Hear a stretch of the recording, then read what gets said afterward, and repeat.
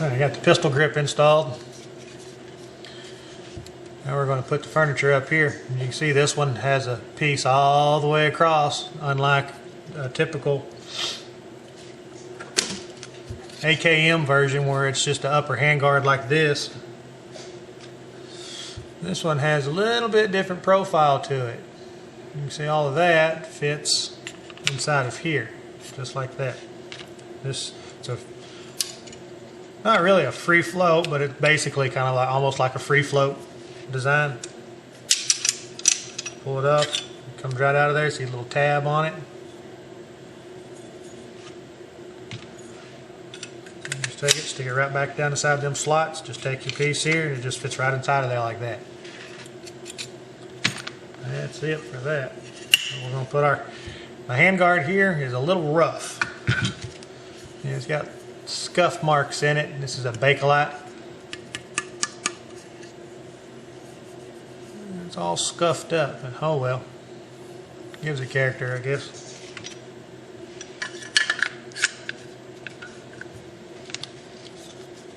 Bottom's just like a typical AK-47, AK-74. There it goes in there. You notice they're a little springy there.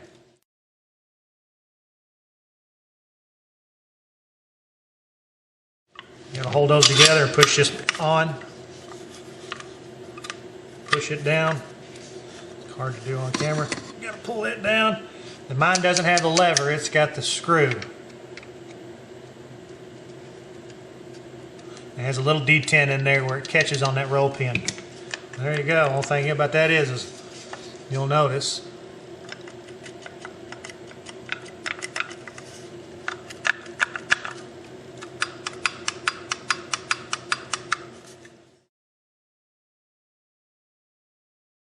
alright, let's put all the internals in, shall we? Let's get all this goodies out.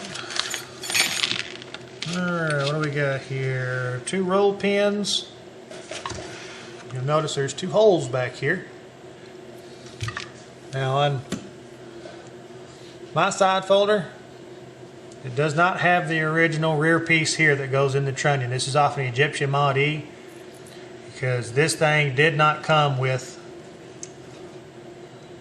the locking lever and the little, what I'm calling a plunger, or the lockup tab piece here. It did not come with it.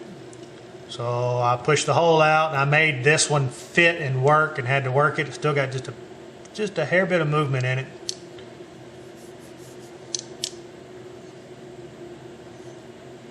But it doesn't have the holes drilled in it for here.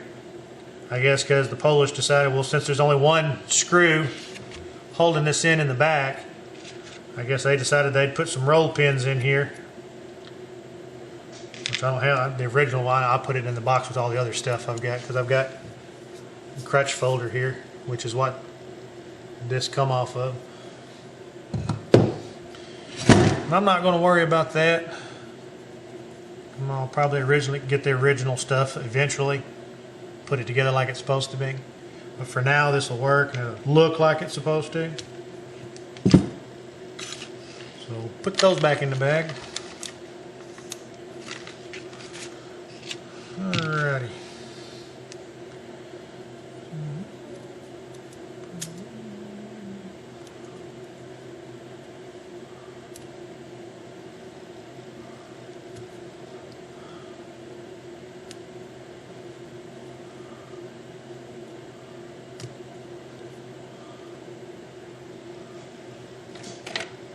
I don't know where my shotgun shell went. Where did it go? Alright, let's put this together. I can't find that shotgun shell. It ran off on me.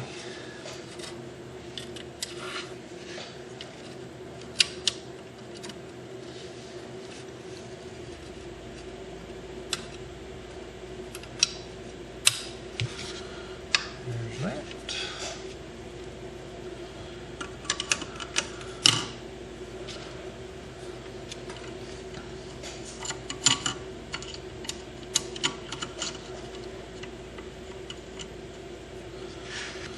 There's that. Now, normally I would use, move my stuff out of the way here, my little kit I got here.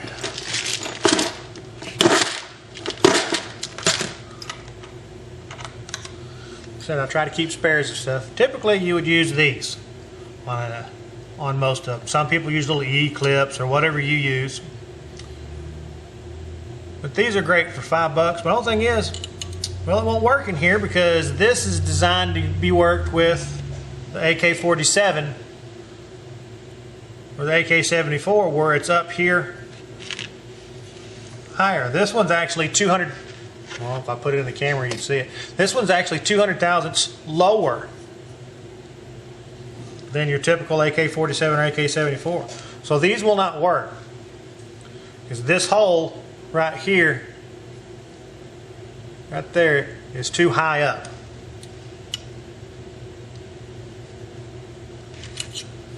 Lay this on here.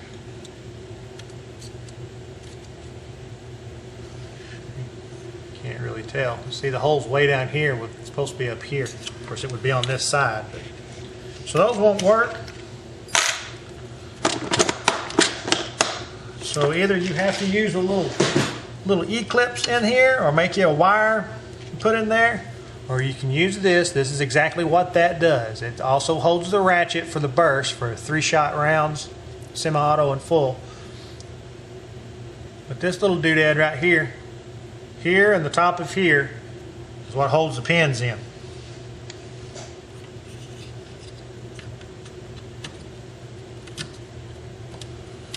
Just like that, and it matches. You can see inside of here, this hole here, matches that key slot. That's all there is to that part of it. It goes in real easy.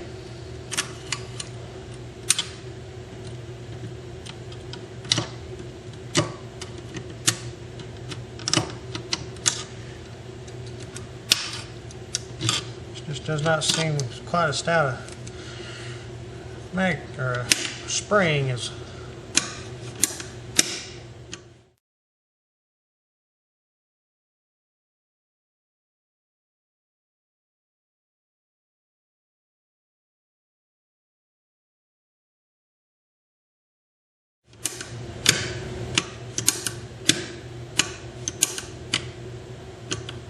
alright, there's that. Now for this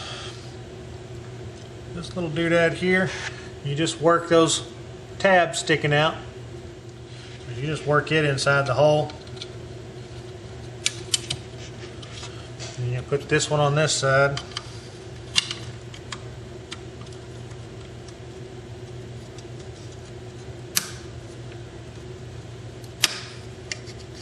That spring over it.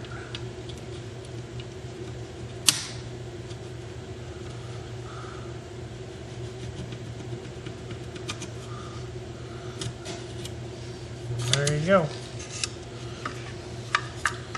That's in. There's my little, you can't really hear it, but it's got a little bitty detent ball inside of here with a spring underneath it that actually rolls and clicks down inside of there. It's nice and snug. That'll keep it from wandering off. That'll just keep it out of the way. So it's not going to be useful for anything, so I'm not going to pin it in here. Now I've got to put my slots in to stop it. Alright, now that that's on, all that stuff's in. Still haven't put my catch down here.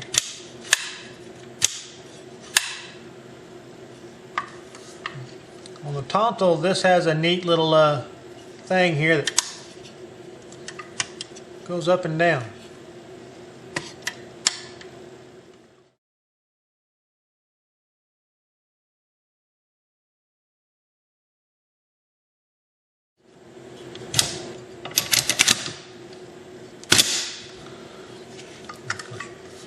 Do it in there sideways. This one.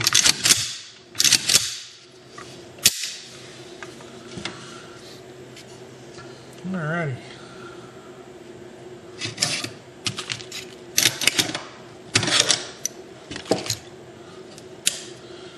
Now let's put this in.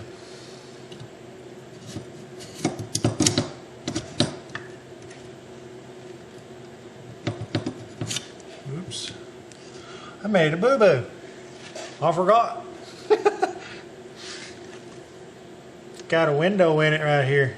Oops, I forgot. I gotta take the handle back off. Whoopsie.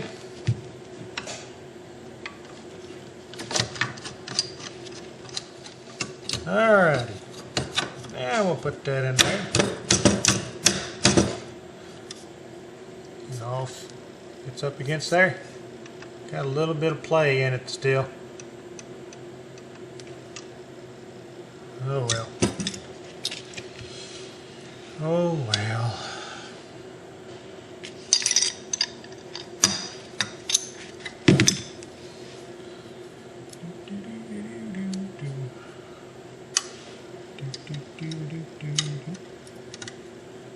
Come on, you can do it.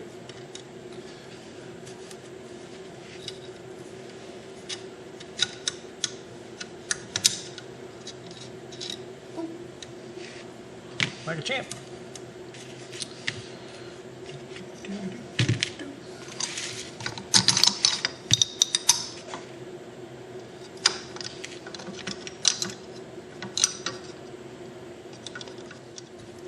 Now just all it is this little bitty teeny tiny screw.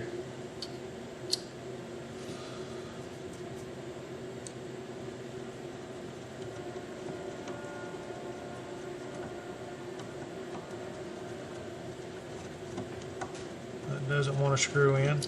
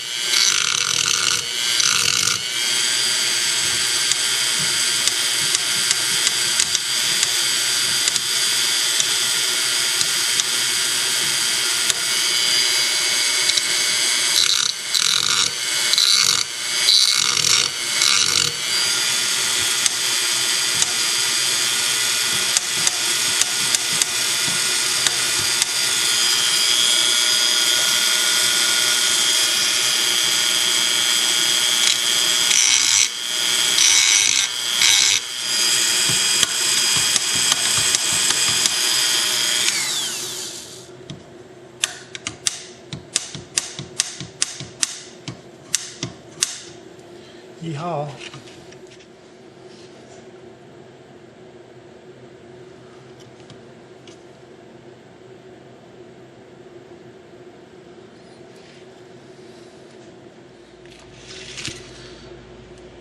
Alright, one of the best things you can do to lube a firearm, in my opinion, is think of your motor in your car.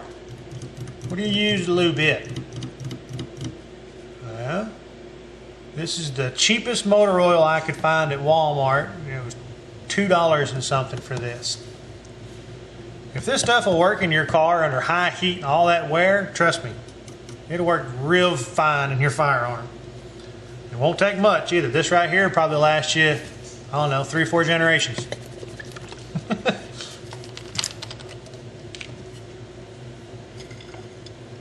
Get you a long Q-tip or whatever. Get you some oil on there. Put it right on your fire. Put it right on the rails. Works great. Doesn't take a whole lot, just give it a little something. Right along your rails there.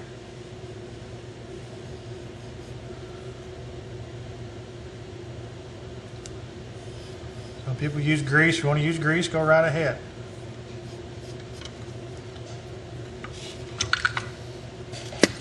Absolutely nothing wrong with it. Oil is something you're pretty much going to find out of any vehicle or anything, even if it's used. That's totally fine. Just put something in here to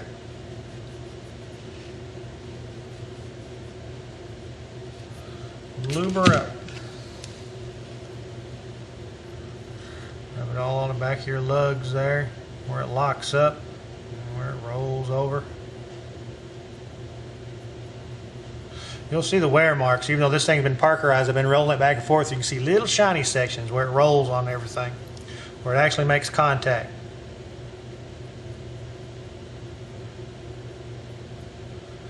That's all you got to do.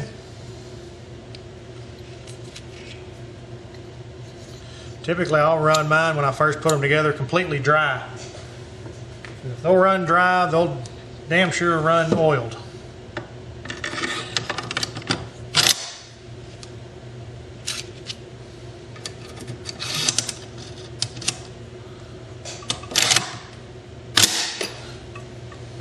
Of course, that happens when you pull up on it. Because the back, they almost want to pop out. The little catches back here. So if you do pull up on it, it will catch back there.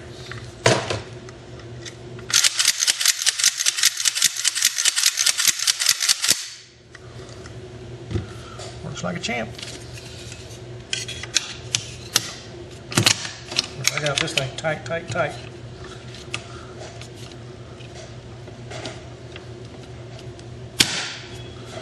There we go. She's a good.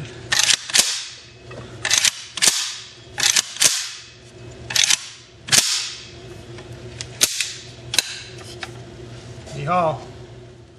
Well, it's done. There it is. Turned out all right. It's not too bad. Had some problems along the way, but got most of that fixed. The problem with the handguard, though, that's not fixed. I did have the spring inside here in the wrong spot, but because it would go back and forth. But now, that's all that does right there is just the. It's kind of annoying. Oh well. Had to do a lot of work to get this stock to work. Seeing as how this knuckle is off an Egyptian Mod E and not the Tantal, because I didn't have the plunger and the little actuator, the lever here to make all that work. So I had to do some modifying. I actually came in, machined it down here like this, just like what's on the Tantal knuckle.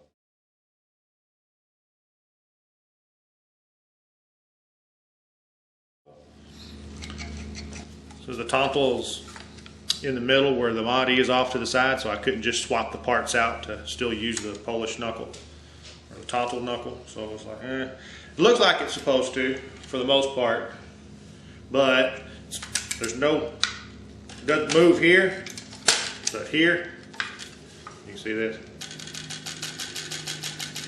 and it's really low.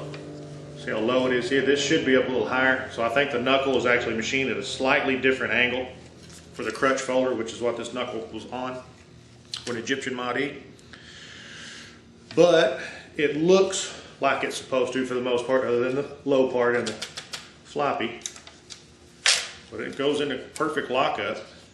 I'd actually came in and cut the back of the stock, bent it down a little bit, re-welded it, where it would make contact up here nice and high and wouldn't flop around a whole lot. But then the angle was like this. It's like, well crap, I didn't think about that. So I ended up having to heat it up, bend it back down a little bit to get it back to looking kind of normal.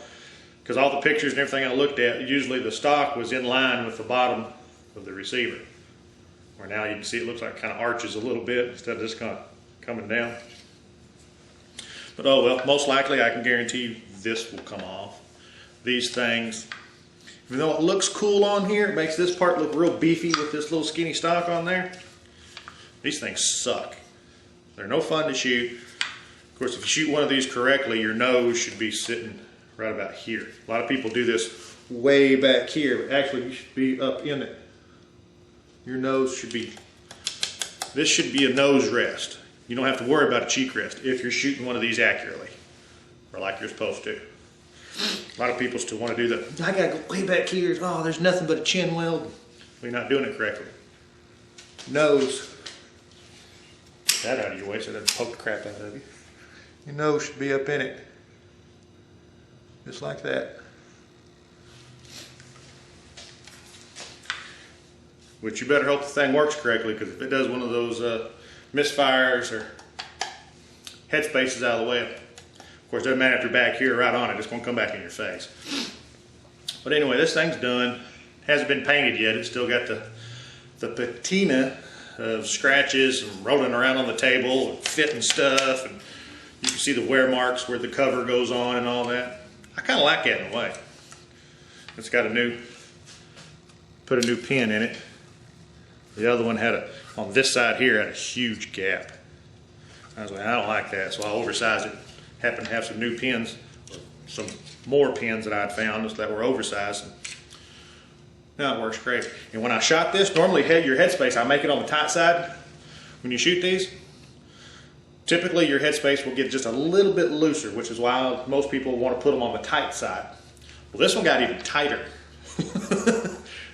which is odd. Normally the barrel goes that way under the pressure, not come back this way. But it's only had about, I don't know, 20 rounds put through it. I didn't have any footage of it being shot. I had to get in and get out real fast. What I was doing at the range, I was in a hurry, so I didn't take any camera equipment, I'm sorry. But anyway, this thing's done, except not painted. Most likely I'll take this off. They're just no fun. But that's it.